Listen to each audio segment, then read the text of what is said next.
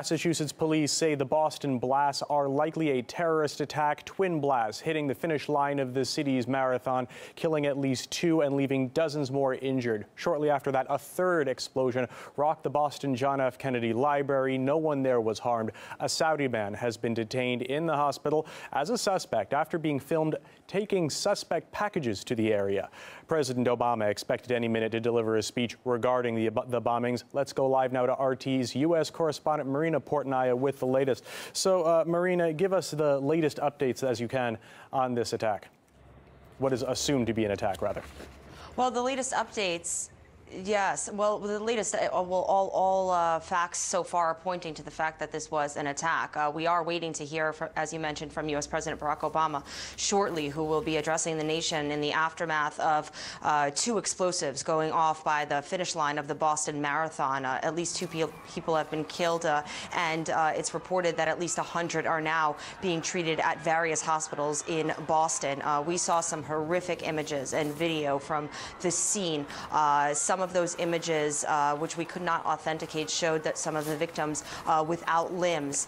There was a lot of blood that was spilled on the streets, a lot of damage to the nearby buildings that were hit clearly by the debris of the explosions. One man who was running was hit by some debris and immediately fell to the ground. Of course, it was an extremely chaotic situation, a quite alarming situation for so many tens of thousands of people that gathered there to watch some 27,000 people run in the Boston Marathon. Now, in the aftermath, what we know is that the Federal Aviation Administration has imposed a no-fly zone over the area of the Boston Marathon explosions. We also know from what is being reported that the Boston Police Department has asked everybody in the area not to use their cell phones. Some reports indicate that cell phone service has been shut down because the police are concerned that there may be explosives that they haven't found yet that may be triggered by cell phone use. The police have found 2 additional explosives, in addition to the 2 that were detonated. Now these explosions the explosives are being called bombs, and when you call them bombs, then that clearly changes the story. And as the Boston Police Department is now saying, this is an indication of a terror attack. It took place in an area where tens of thousands of people were gathered. According to police, they found these bombs in garbage cans and are still looking for more. There are many bags that have been left in the area of the bombs, and so the police are now going through all the bags that people may have left there when fleeing, when running, to secure the area, to look through them, to see what they have inside. You did report that the Boston police did have a 20-year-old Saudi in custody. That was reported originally by the New York Post, but a spokesman for the Boston Police Department says that that report is false. There is no suspect so far in custody, according to the Boston Police Department. We should mention that this incident in Boston has become a national issue for the United States. Security has been beefed up in Washington, D.C., in Los Angeles, in New York City. We know that the White House has been pretty much put on lockdown. Here in New York City, the New York City Police Department has deployed their counterterrorism teams to New York City landmarks and to certain hotels. In LA, the bus and rail system has been put on high alert, and bomb-sniffing dogs are out on certain parts of the city. So clearly, this event unfolding in Boston, a tragic event, has become a national event and possibly even a national threat for the United States. All right, RT's Marina Portnaya live for us in New York with that update. Thanks very much. Well, let's go live now to Iraq War veteran Jael Aharam with some perspective on this. So, given the latest attack, do you think, from a military perspective, what practical steps can a government do to prevent attacks like this and maintain security in the home front? You can't. This is the thing that we need to learn, is that even with the Patriot Act, even with the NDAA, even with the surveillance states that's been going on, even with all the wars going on, in Afghanistan, in Yemen, in Pakistan, and all the drone program, this attack still happened. I'm not going to speculate on who did what, whether or not this this was caused by a foreign national or this was caused by domestic terrorists. One thing is for sure that the United States government, will use this as an excuse to continue on the trajectory of even more surveillance, of even more fake security, of even more. I mean, what's next? TSA at every marathon, TSA in every street corner. That's going to be the solutions that's going to be put forward. And this thing where you have journalists basically without fact blaming their neighbors, accusing them of terrorism. You have Wolf Blitzer and people in Time Magazine, a Time Magazine journalist accusing now right-wing groups of this attack. That's disgusting. And this whole thing, it's people are losing their minds. Disgusting because it's supposition, or disgusting because it's opinion? Why do you find that so abhorrent? It's abhorrent because of what that means.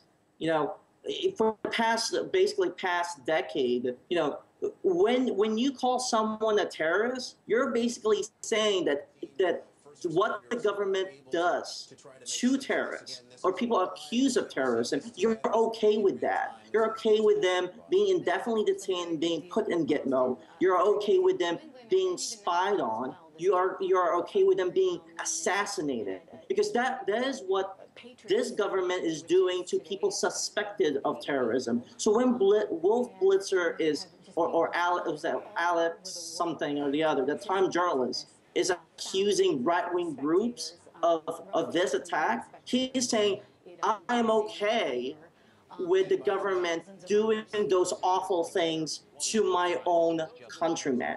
And people need to stop. What makes you think that that's what's going to come from that, though?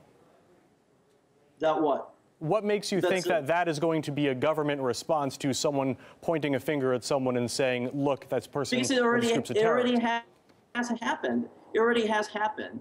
You have Jose Padilla, who's an American who was captured in Chicago, I believe, on American soil, and he was indefinitely detained for years. And then you have Abdul Rahman Al-Awlaki, a 16-year-old teenager from Detroit, killed by this government, and not to mention his father, and then 2 other Americans.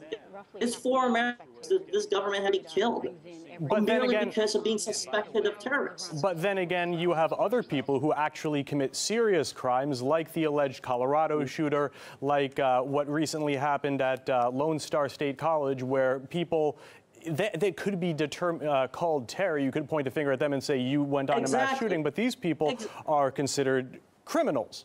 I mean, where do you think that line is?